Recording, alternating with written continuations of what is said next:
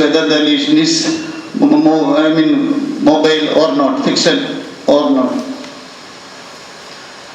Then level of lesion, glottic lesions, usually one can easily visualize with a direct or indirect laryngoscopy. Even subglottic or tracheal lesions usually may require further investigations like exaggrators, CT or MRI. Then size, mobility and location of the lesion, that is very important. Regarding size, indication of potential airflow obstruction is there or not. And stridor indicates narrowed airway. But remember, all narrowed airway need not present with stridor. Stridor definitely indicates narrowed airway, but narrowed airway can present without stridor. Even in adult, when airway lumen is narrowed to about 4.5 millimeter, they usually present with stridor. Then mobility, mobile lesions can produce obstruction after induction. Because after induction, when muscle tone is removed, this can come and obstruct laryngeal inlet. Or any loss of supporting tone in the larynx allow them to fall into the airway. Then supraglottic lesions, the visualization of laryngeal inlet may be difficult. Then subglottic, the laryngeal inlet is easily visualized, but difficulty in passing the endotracheal tube. So what anesthetist does is usually discuss this case with the surgeon. Surgeon may be the better person to inform the anesthetist how it looks, whether there may be difficulty in intubation, or there may be difficulty in visualizing the tube, etc. So the last one is very, very important. Check last OP visits, confirmation of pathology and progression of the disease. When was the patient seen last time? If it is in a few weeks or few months back, you have to reassess the findings, reassess the pathology, because there may be a progression of the disease. Then various anesthetic techniques used. Ideal anesthetic techniques, it should be simple to use, complete control of airway with no risk of aspiration, adequate oxygenation and CO2 removal, smooth induction and maintenance, clear motionless surgical field, no risk of cardiovascular instability of airway fire, safe emergence, pain-free, comfortable alert patients. From hearing all this list now, you can understand that there is no ideal anesthetic technique, because that depends upon the age of the patients, general condition of the patients, what the surgeon require from the anesthetist. So basic techniques means anticholinergics and steroids. Anticholinergics, if you want to give it early. If your plan is giving intramuscular or intravenous, give it about 1 hour prior to surgery. If you give it at the time of surgery, means you may not get the correct anticholinergic effect. Or if in pediatric patients, it can be given orally in double dose about 2 hours prior to surgery. Then as well as steroids, if you want to give steroid, give it early. Because very often we give it at the time of requirement. But if you plan that steroid is going to help in a particular case, give it early, because peak effects of steroid is after few hours.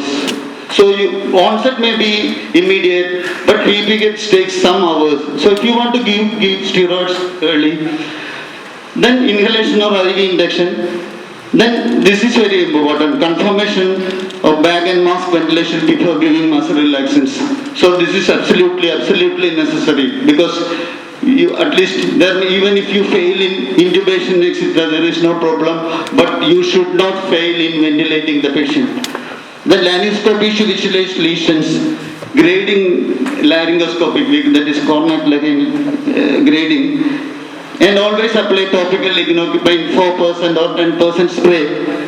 This may be helpful for cardiovascular stability, reduction of airway refluxes, smooth recovery, and it may be helpful even in preventing postoperative laryngospasm. Then we can technique either it will be divided into closed or open system. Closed, what I mean is always using a cuff endotracheal tube with protection of lower airway. But remember that Cuff, inflating the cuff is not 100% proof against aspiration. If there is massive regurgitation now, some amount can be aspirated through the side of the cuff because it is not 100% safe. Studies shown putting dye into the stomach shown that recovery of dye from the trachea. So open means endotracheal cuff is not used. Various techniques like spontaneous ventilation, insufflation, muscle paralysis and jet ventilation. Then technique depends upon the experience of surgeon and anesthetist, availability of equipments, requirement for surgical access, size, mobility, location and vascularity of the niche. Then comparison of systems. Closed systems, advantages are it is routine technique. That means closed system means ventilating through an endotracheal tube. Routine technique, protection of airway, control of airway and ventilation, minimal pollution by volatile agents because you are using almost a closed system. So theater pollution is less with inhalation agent. Disadvantages include limits, visibility, risk of airway fire when somebody uses laser, risk of high inflation pressure and inadequate. Usually we will be ventilating through a microlaryngeal tube. It's a small tube. So resistance, inflation pressure will be more and sometimes it may result in inadequate ventilation. But airway pressure beyond the tube is not increased. Only thing is inflation pressure is increased. Then risk of air entrapment because if you don't allow proper time for exhalation, it can result in air entrapment. Then comparison system, open system means where endotracheal tube is not used. You get a advantage of complete view, less trauma to glottis, safety using laser. Disadvantages are unprotected airway, special equipments needed, additional knowledge and experience. Open systems include spontaneous ventilation techniques, insufflation techniques, intermittent apnea technique, jet ventilation techniques. Spontaneous ventilation using foreign body aspiration for bronchoscopy, etc. Then dynamic assessment of the airway. It gives a clear view of the glottis. Either inhalation or IV induction techniques can be used. Laryngoscopy or bronchoscopy at suitable depth. Insufflation, gases and agents are given through nasopharyngeal catheter. Catheter is passed through nose and tip may be just above the laryngeal inlet. Or nasotracheal tube. Ordinary endotracheal tube is cut short and tip projecting beyond the soft palate. Then nasopharyngeal airway can be used. Very often we use for TM ankylosis in the pediatric patients. For TM ankylosis surgery, etc. One tube we give anesthetic agents along with inhalation agents. Through the other nostril we do endoscopy. Then side arm channel of the laryngoscope or bronchoscope. Limitations are no control over ventilation, loss of protective airway reflexes and potential for airway soiling is there. Theater pollution when volatile agents are used because when it is coming out through the oral cavity, it may be inhaled by all the personnel there. Then close monitoring throughout procedure is necessary because one should watch for the chest movements, rate and depth of the respirations, cardiovascular stability, etc. Then intermittent apnea technique mainly useful for resection of juvenile laryngeal papillomatosis where presence of tube obstructs surgery.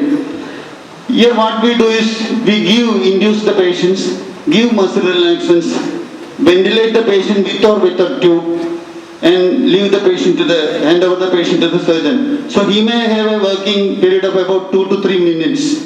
You should watch the saturation. He can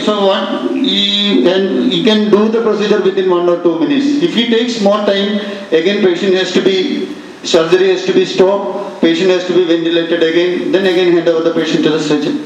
Disadvantages are risk of aspiration of blood and debris, variable levels of anesthesia, interruption of surgery for re-intubation, potential trauma through multiple intubations. So any multiple intubations are associated with more trauma. Then jet ventilations, high velocity of jet of oxygen. Jet ventilation traps air due to Venturi effect. See, when air or gases pass through a small tube and escapes from the tip, so because of high velocity, a subatmospheric negative pressure is created around the stream. When it gets out of a small tube, it uses something called Bernoulli's principle. It gets out of the tube, it creates subatmospheric pressure around. So negative pressure that results in entrapment of air from the surroundings. So even the oxygen enriched air is given to the patients. When oxygen gets out of the jet, it creates negative pressure, traps air from outside. This together goes to the patient. Then types are supraglottic, subglottic, transtracheal or high frequency jet ventilation. Supraglottic means jet of gases emerges above vocal cords.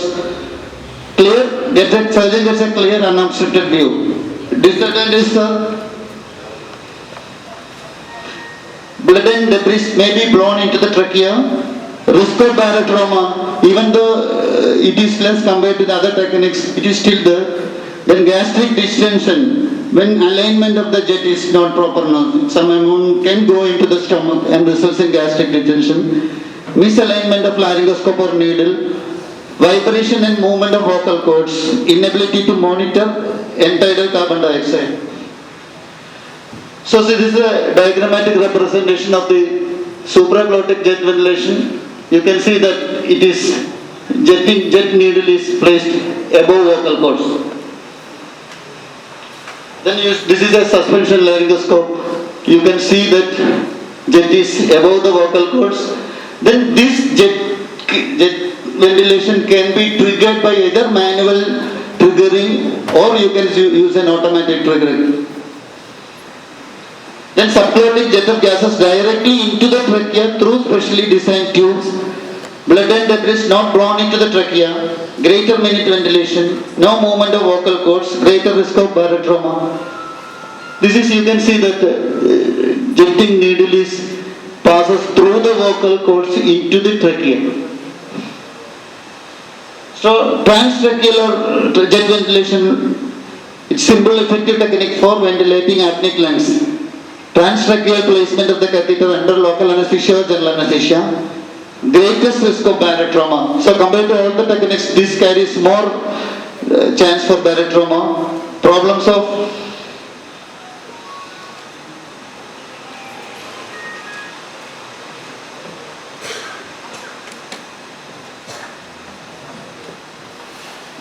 of blockage, kinking, infection, bleeding, failure to site catheter. Because this is the diagrammatic picture where you can see the transtracheal jet ventilations. So if this area is totally blocked now, air cannot be entrapped. So usually there will not be much problem. Suppose if you imagine that here it is totally blocked, there may not be space for entrapping. If that is the situation now, you can pass one or two needles by the side of the catheter so that air can be entrapped. Then this is a picture of the jet ventilation like that, showing oxygen source, then pressure regulator, tube, jet injector, tubing like that. So this can be also done from fresh gas outlet of anesthesia machine. Then there is something called high frequency jet ventilation. When you use a frequency above 60, it is called a high frequency jet ventilation. Usual rate is about 60 to 300 or even sometimes even 400, 450 like that. More efficient alveolar ventilation with lower tidal volume, reduction in airway and alveolar pressure with reduced potential for barotrauma, minimal effect on cardiac output. This is one advantage because barotrauma is less, more cardiovascular stability. Then we go on to the closed systems which can be using endotracheal tubes. Microlaryngeal tubes are usually used. These are cuffed endotracheal tubes of sizes 4, 5 and 6. Usually in pediatric tubes now, below 5 we get uncuffed tubes. Here you get cuffed tube even with a size of internal diameter of 4, 5 or 6 millimeter. It's a high volume, low pressure cuffs. Tube is more stiffer, so less chance for kinking, even though there is more resistance to ventilations. Then laser tubes, regarding laser surgery, I am not familiar. I haven't even seen laser surgery being done because, so even specially designed tubes are used. Usually urinary tubes are made up of polyvinyl chloride that cannot be used. Either tubes covered with aluminium foil or copper foil, special design tubes are there. Then cuff is usually inflated with, not with air, it is inflated with either saline with methylene blue dye so that when it is perforated, no one can easily detect the perforation of the tube. Even sometimes even double cuff tubes are used. Even one cuff is damaged, other cuff is there. Or only, so 100% proof tube is something called made up of totally steel. It is made up of totally steel called Norton tube. It is made up of steel and cuff. That is said to be 100% proof. Then you can see diagrammatic representation of the view of vocal cords seen at laryngoscopy. Imagine that this widespread fold disease. This is the tracheal wall seen through the, this is posterior end, this is anterior end. Here, when there is no tube, you can see the wall lesion. But this is a standard endotracheal tube. When so much view of the lesion is obstructed. Whereas if it is a microlaryngeal tube, you can see that even more view compared to this tube. If it is a subglottic catheter like that now, you can almost see the full lesions. So this is the advantages using microlaryngeal tube or surgery without tube rather than conventional tube. So laser airway surgery, I am not going to the details of it. Usual lasers used are either carbon dioxide laser or NDYAG laser, that is neodymium yttrium aluminum garnet. So carbon dioxide lasers are usually used for superficial lesions, whereas NDYAG laser used for deeper lesions. Then it's a monochromatic, that is one wavelength, coherent means oscillates in same phase, it's collimated, exists narrow parallel beam. So you know these surgical advantages of laser like less. I'm not going to the details of it. Problem for us is laser related problems as well as but the advantage is that post-operative pain will be less. Then hazard from laser risk to theatre staff and patient from diverted laser radiations, laser-induced airway fire. Even laser plumes, the smoke from the laser injury, if it can be even inhalation of that can result in, microbacteria or even viral, that can be inhaled. Then this is something that you should know, this is laser fire triangle, using heat, oxidizer and fuel means endotracheal tube, surgical sponges, patient tissues. Then heat or energy can be provided from laser or electrosurgical diathermy. Oxidizer means oxygen and nitrous oxide. Usually oxygen should be reduced. Air enriched with oxygen is used during laser surgery and percentage of oxygen should be limited to 30%, not more than 30%. Then I am just airway fire drill. What to do when there is airway fire drill? Immediate action, urgent action, assessment. Immediate means put out fire, flood field with saline, remove energy source, that is stop laser, remove oxygen source, disconnect circuit, stop ventilation, remove fuel source, extubate and remove burning fragments. Then urgent action includes review of the airway, ensure no burning fragments, oxygenation 100% oxygen by bag and mask, review damage, flexible or rigid bronchoscopy. Then no airway damage, proceed with surgery. Severe airway damage, oral intubation, tracheostomy, ICU admission, mechanical ventilation, antibiotics, steroids, humidified oxygen. So, just 1 or 2 minutes, what to do when there is laryngospasm? It is reflex closure of upper airway from spasm of phlotic musculature. More common in children, associated with light periods of anesthesia and irritation of vocal cords, mediated by superior laryngeal nerve. This is one thing, persists even after irritation of the mucosa ceases. severe upper airway obstruction can lead to negative pressure pulmonary edema. This is very often we get patients or reported like that. Very often young healthy patients now because of severe airway obstruction, total upper airway obstruction. What happens is when they take inspirations now, there is negative pressure in the alveoli that can result in even rupture of the vessels, etc., which can result in negative pressure pulmonary edema. Then management is deepening anesthesia, IV lignocaine, jaw thrust, oxygen by positive pressure. If desaturation persists, muscle relaxation and ventilation. There is intubation is the last option. Try to avoid intubation as far as possible unless you cannot maintain the airway by any other means. So just try a few words about stridor. It is noisy inspiration from turbulent upper airway gas flow, frequently seen with airway obstruction. Try to establish cause by gentle laryngoscopy. Options include immediate intubation or delayed intubation. If intubation delayed options are humidified oxygen by mask, head up elevation, nebulized adrenaline, dexamethasone, helios, that is mixture of helium and oxygen. Helium, it is not available to us. Helium is one agent now. You know that there are two types of airflows, laminar as well as turbulent. Laminar airflow now, resistance is directly related to viscosity, whereas in turbulent resistance depends upon the density of the agent. Helium got density about 1/3 of air or oxygen. So when there is obstruction now, when helium can bypass the obstruction and along with that it can take oxygen. So recovery, smooth emergence and recovery from anesthesia. See, one should master on a broad range of approaches so that the failure of one does not present a roadblocks to success. In the management of difficult airway, flexibility rather than rigidity prevails.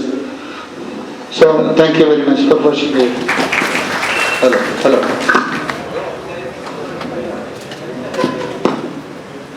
Thank you, Ramdas sir, for your excellent presentation, excellent sharing of demonstration. Any queries? You will be pleased to answer one of your queries. Ramdas sir, tell us about the management of posterior commissive lesion. For example, multiple papillometers of larynx.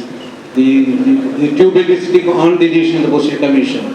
How to visualize that region? If there is any lesion posterior commission, if you want to dissect, now one option is when we use microlaryngeal tube, that can be lifted up usually it lies in the posterior side, that can be lifted anteriorly and do. If it is not possible without means, the only option is what I said is apneic insufflation techniques, where you induce the patient with inhalation or IV, ventilate with 100% oxygen. Then either you can do intubation or without intubation. Then if it is intubated, take out the tube, hand over the patient to the surgeon. He may have a working time of about 2 to 3 minutes. Again, if oxygen is desaturating, you can watch the oxygen saturation through pulse oximeter. So when it desaturates, let's say when it is around 90 now, again you have to ventilate the patient for a few minutes. There are the two options available. Or other options is jet ventilations or something. Needle thyroid. As you mentioned, when you are anticipating laryngeal edema post-operatively, what is the ideal time to give these drugs? What steroid you will give? See, steroid usually we give dexamethasone about adult, about 8 milligram etc. Usually peak of us is 3 to 4 hours. So if you anticipate it now, rather than give it along with pre-medications in advance, even about 4 to 8 milligram will be sufficient. Added advantage giving measure prednisolone? Methyl prednisolone, I don't know, it is recommended, but you have to give it through, it takes time now. You cannot push it just like dexamethasone. It has to be infused over 1 hour. So it can produce hypotension if it is given very rapidly. So it can be, it is an option, but it is more costly like that. It is very costly. I mean, it is not usually described as, even there is not much difference between various steroids now in general. For example, dexamethasone, hydrocortisone, what happens is onset is faster with hydrocortisone, but peak effects, it is said that there is not much difference. Yes, this discussion comes to a close. Thank you, Dr. Ramdas, very much. We enjoyed it. Thank you. Okay, sir, thank you very much. Thank you, sir. May I now request Dr. Ashok Kumar to hand over the memento to Dr. Ramdas.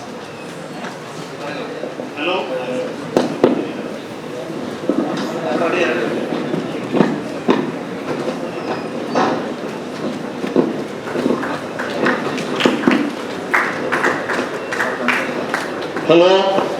Hello? Hello? Now, to continue with a live surgical demonstration, I request Dr. K. Ashok Kumar and Dr. Shankar to remain as the chairpersons.